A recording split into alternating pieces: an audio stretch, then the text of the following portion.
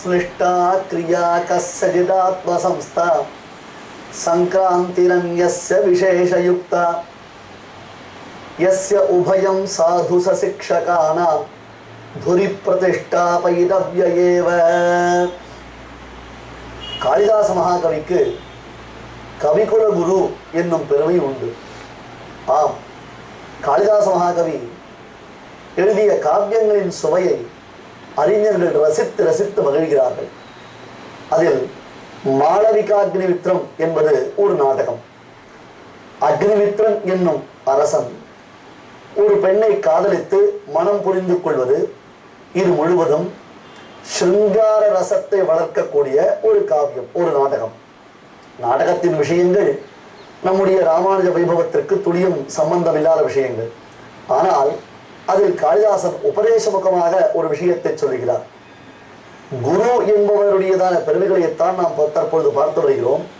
ராமானுஜ சம்பிரதாயத்தின் ஆதிகுருவான ஸ்ரீயப்பதியான ஸ்ரீமன் நாராயணன் ஒவ்வொரு அவதார விசேஷங்களில் எவ்விதம் மக்களுக்கு தத்துவங்களை எல்லாம் உபதேசம் செய்து தான் குருவாய் விளங்குகிறான் என்பதைத்தானே பார்த்து வருகிறோம். ஹம்ச, மத்ஸ்ய, ஹயக்ரீவ, நர, நாராயண அவதாரங்கள் என்று பகவான் ஸ்ரீமன் நாராயணன் எடுத்த அவதாரங்களைத்தானே பார்த்து வருகிறோம். எனில் பரமாத்மாவே தான் ஆச்சாரியராக பிறந்து மற்றவர்களுக்கு தத்துவோபதேசத்தை செய்ய வேண்டும் என்று ஆசை கொள்கிறான் என்றால் அந்த ஆச்சாரிய அவதாரத்தின் பெருமை எத்தகையது என்பதை பல முறை கீழே சொல்லியாகிவிட்டது. கடந்த 15 தொடர்களாக இந்த விஷயம்தான் மறுபடியும் மறுபடியும் சொல்லப்படுகிறது. ஏன் தெரியுமா? ஒரு விஷயத்தை மறுபடியும் மறுபடியும் மறுபடியும் நாம் கேட்கும் பொழுது நம் உள்ளத்துக்குள்ளே அது நிறைகின்றது. அதனால்தான் பெரியோர்கள் சொல்கிறார்கள், பகுஸ்ரோதவ்யம், பகுதா ஸ்ரோதவ்யம், பகுத்த ஸ்ரோதவ்யம். கேட்க வேண்டும், பலரிடம் கேட்க வேண்டும், பலரிடம் பன்முறை கேட்க வேண்டும். ஒரு விஷயத்தை திருப்பி திருப்பி திருப்பி கேட்பதினால் அன்றோ அவைகள் ஆணித்தரமாக நம்முடைய மனதில் பதிகின்றன. ஆகையால் பிரதம குருவான இந்த சம்பிரதாயத்தின் ஆதிகுருவான ஸ்ரீமன் நாராயணனுடைய திருக்கல்யாண குணங்களை நாம் அனுபவிப்பதற்கு முன்பாக மறுபடியும் குருவின் லட்சணத்தை பார்க்கிறோம். இந்த குருவின் லட்சணம் தற்பொழுது காளிதாச மகாகவியினாலே சொல்லப்படுகின்றது. உலகில் பொதுவாக இந்த குருவை 2 விதமாக பிரிக்கலாம். ஒருவர் தான் நல்ல விஷய ஞானத்தை அறிந்தவராக இருப்பார், மகா மேதாவியாக இருப்பார், நுண்ணிய விஷயங்களை எல்லாம் அறிந்திருக்கக்கூடியதான வல்லமை அவரிடத்தில் இருக்கும், பல பட்டங்களை பெற்றிருப்பார், பல சாஸ்திர விசேஷங்களை அறிந்திருப்பார். சதுஷாஸ்திர பண்டிதர்கள் என்பதாக கொண்டாடுவார்கள். 4 சாஸ்திரங்களாம். அந்த 4 சாஸ்திரங்களையும் அபரிமிதமான ஒரு ஞான வைசிஷ்யம். மற்றொருத்தருக்கு ஒன்றுமே தெரியாது, அவருக்கு அதிகமான ஞானம் இல்லை. உபயுக்தம். உபயுக்தம் என்றால் என்ன? ஏதோ ஒரு சில அம்சங்களை, ஒரு சில விஷயங்களை மட்டும் அறிந்திருத்தல் என்பதற்கு உபயுக்தம் என்று பெயர். அதை மட்டும் அவர் அறிந்திருப்பார். இப்பொழுது இவர்கள் இருவர், இதில் முதலாமவர் பரிபூர்ணமான பாண்டித்யத்தை பெற்றவர், நல்ல ஆச்சாரசீலர், விஷயங்களை அறிந்திருப்பவர், நுண்ணிய அறிவு படைத்தவர். ஆனால் அவரிடத்தில் ஒரு குறைவு உண்டு. என்ன தெரியுமா? தான் அறிந்திருப்பதை மற்றவர்களுக்கு அறிவிப்பது அவருக்கு இயலாது. கம்யூனிகேஷன் ஸ்கில் என்கிறோம் அல்லவா ஆங்கிலத்தில். நாம் பல விஷயங்களை தெரிந்திருக்கலாம், ஆனால் மற்றவர்கள் புரிந்து கொள்ளும் விதத்தில் அவற்றை தெளிவாக எடுத்துரைப்பது என்பது ஒரு கலை. ஆச்சாரியன் இந்த கலையில் கை தேர்ந்தவனாக இருக்க வேண்டும். அடியனுடைய ஆச்சாரியன் ஸ்ரீ புருஷே சுவாமி அடியனுக்கு காலக்ஷேபங்கள் சொல்லி வைக்கும் சமயங்களில் எல்லாம் ஒரு விஷயத்தை அடிக்கடி குறிப்பிடுவார். அதாவது ஆச்சாரியன் தான் என்ன அறிந்திருக்கிறோமோ அது அனைத்தையும் சிஷ்யனுக்கு சொல்ல வேண்டும் என்பது நிர்பந்தம் இல்லை. எதையெல்லாம் சொன்னால் சிஷ்யனுக்கு புரியுமோ, எதையெல்லாம் ஏற்றுக்கொள்ளக்கூடிய பக்குவம் அந்த சிஷ்யனுக்கு இருக்கின்றதோ அதைத்தான் பார்த்து பார்த்து அவனுடைய மனோநிலை அறிந்து அவன் புரிந்து கொள்ளும் வகையில் அவனுக்கு எடுத்துரைக்க வேண்டும். இதுதான் ஆச்சாரிய லட்சணம்.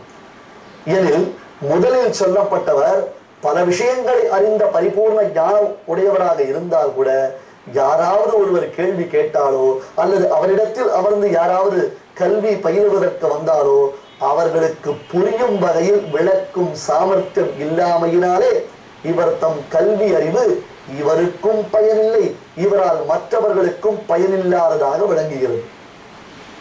சரி, இரண்டாமவர் இருக்கிறாரே, அவருடைய ஞானம் எத்தகையது? பரிமிதமான. கீழே சொன்னோம், பரிமிதம் என்றால் லிமிட்டட் நாலேஜ். பெரும் வேதாந்தார்த்தங்களை எல்லாம் கேட்டால் சொல்ல வல்லர் அல்ல, ஏதோ சிறிது அறிந்திருக்கிறார். ஆனால் அறிந்த விஷயத்தை 2 மணி காலம் 3 மணி காலம் விரித்துரைக்கும் வல்லமை பெற்றவர். இவர் என்ன சொல்லுகிறார் என்பதை பற்றி மற்றவர்கள் கவலை கொள்வதில்லை. ஆனால் சொல்லிக்கொண்டே இருப்பார், பேசிக்கொண்டே இருப்பார். இதனால் என்ன பயன்? சொல்லும் விஷயத்தின் சுவையை, சொல்லும் விஷயத்தின் சாராம்சத்தை பதிய வைக்கும் கலை மிகச்சிறந்த கலை அல்லவா?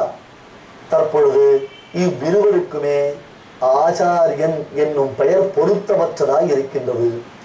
தான் மட்டும் அறிந்திருப்பதனால் ஒரு பிரயோஜனமும் இல்லை. தான் அறிந்திராததை குறித்து 2 மணி காலம் பேசும் வல்லமை பெற்றிருந்தும் ஒரு விதமான பயனும் இல்லை. இவை இரண்டும் எந்த இடத்தில் ஒன்றாக சேர்ந்திருக்கின்றனவோ அவருக்குத்தான் ஆச்சாரியன் என்பது பெயர். இதுதான் காளிதாச மகாகவியின் கூற்று.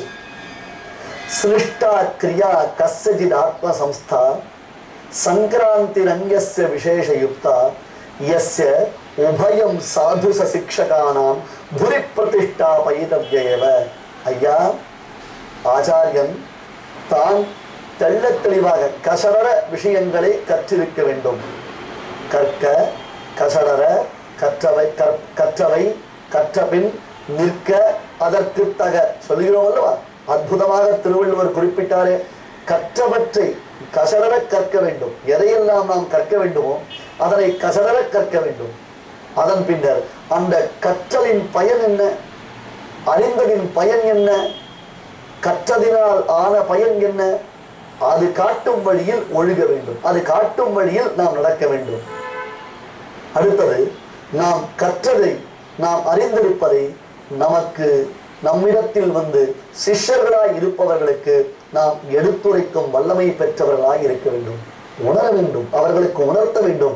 ஆச்சாரியன் என்னும் பதத்தின் பொருள் தான் சாஸ்திரார்த்தங்களை அறிந்திருத்தல், தான் அதன்படி ஒழுகுதல், தன் சிஷ்யர்களுக்கு உபதேசித்தல், அந்த சிஷ்யர்களையும் அந்த வழியில் நடத்தி செல்லுதல். இதுதானே ஆச்சாரியனுடைய பரிபூர்ணமான லட்சணம்.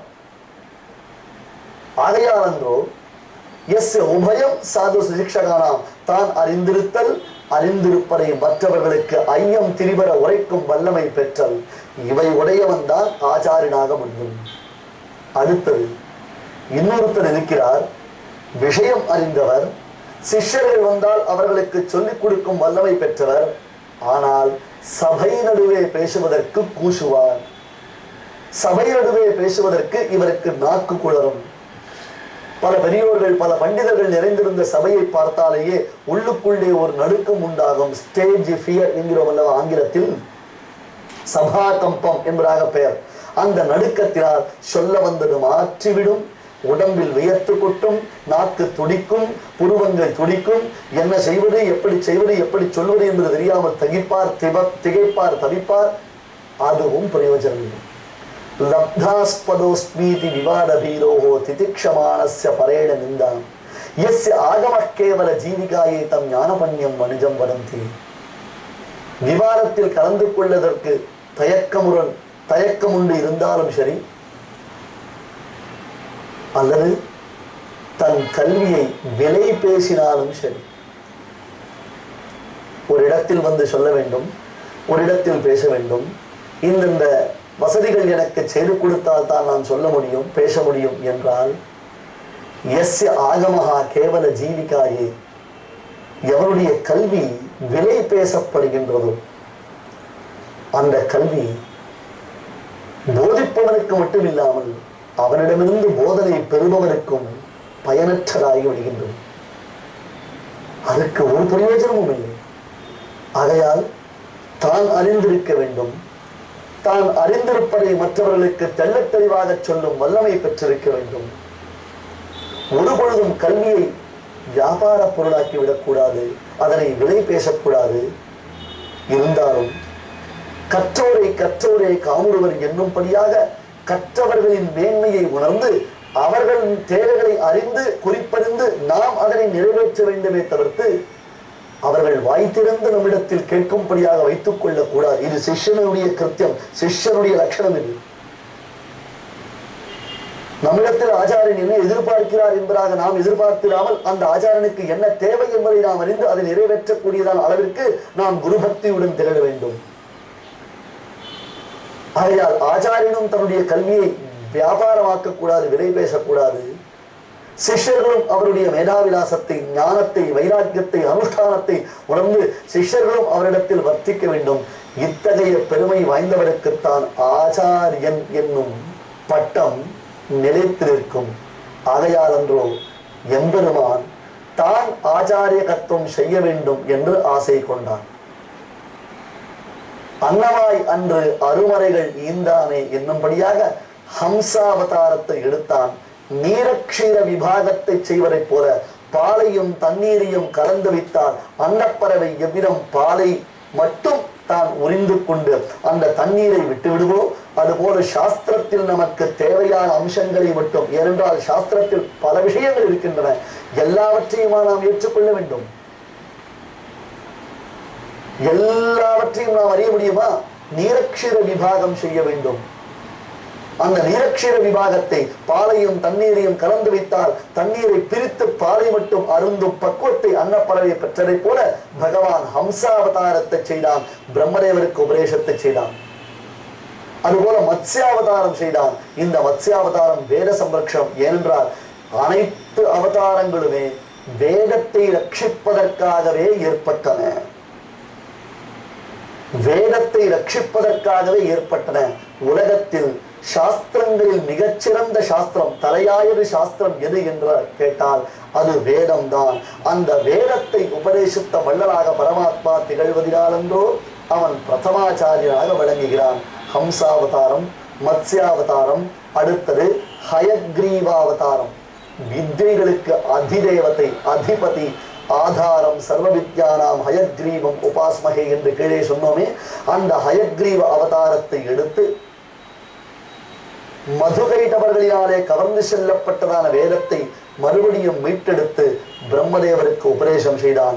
இந்த ஹயக்ரீவ பெருமான் பரிமுகமாய் அருளிய எம் பரமனாக அந்த பரிமுக பெருமான் தான் வேதத்தை நமக்கு உபதேசம் செய்கிறான், நல் ஞானத்தை அளிக்கின்றான்.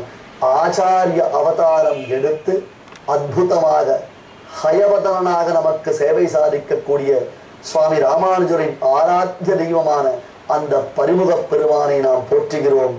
ராமானுஜ சம்பிரதாயத்தின் பிரதமாச்சாரியனான எம்பெருமானுடைய பெருமைகளை தொடர்ந்து பார்க்கிறோம்.